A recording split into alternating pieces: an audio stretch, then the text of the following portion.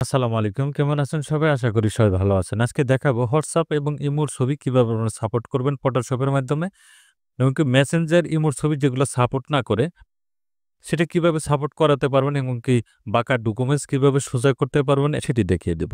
আমি যে Photoshop এর যে ডকুমেন্টস গুলা সেগুলো ওপেন করার চেষ্টা করব। এখানে দেখুন দেখাচ্ছি। এটা যদি আমি ওপেন করি, এটা দেখুন এরকম একটা নোটিফিকেশন কিন্তু দেয়।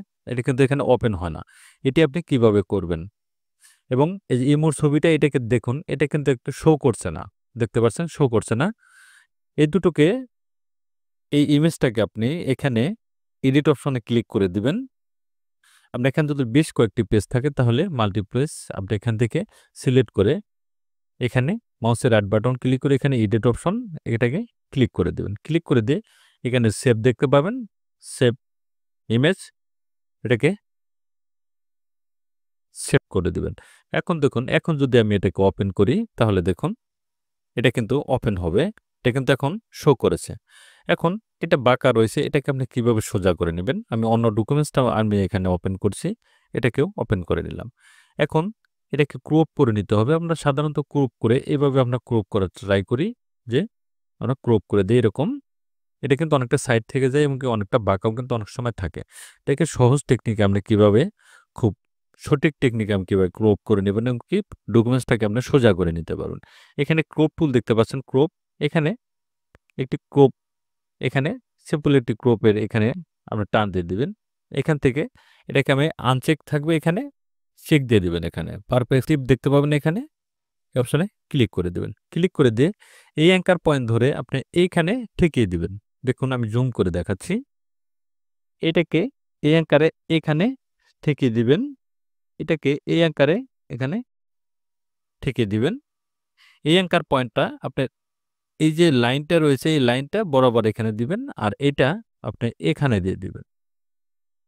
দেখুন এখানে কিন্তু লাইনটা কিন্তু একটু বেশি চলে এসেছে। এটাকে আপনি এখানে এই লাইন দুটোকে সেট করার চেষ্টা করবেন যাতে এই লাইন দুটো ঠিক থাকে। এটা দেখুন এখানে একটু বেশি চলে এসেছে।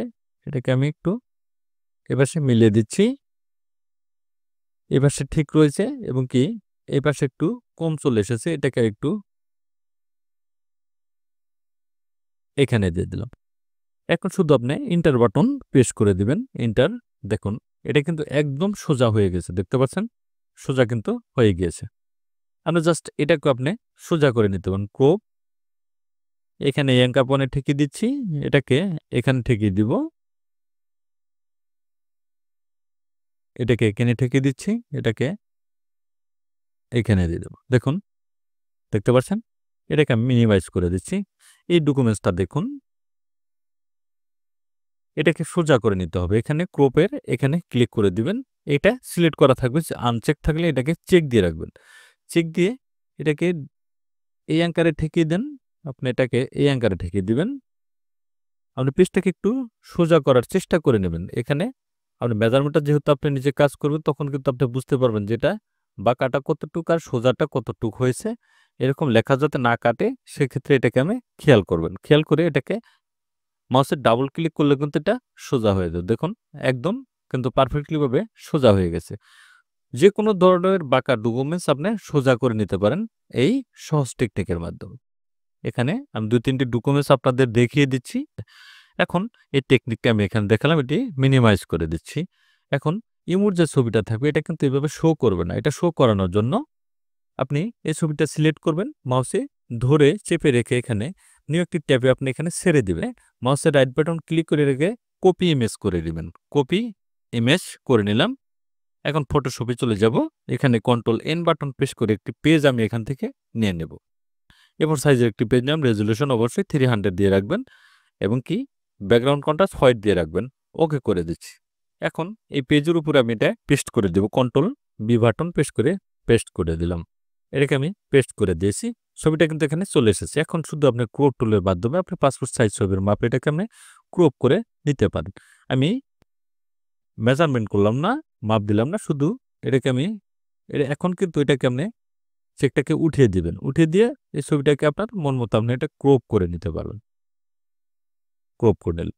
এখন control shift S button press করে এটাকে সেভ ইমেজ দিয়ে দিবেন এখানে। জেপিজি মোড, এখানে সেভ ইমেজ। ওকে করে দিচ্ছি।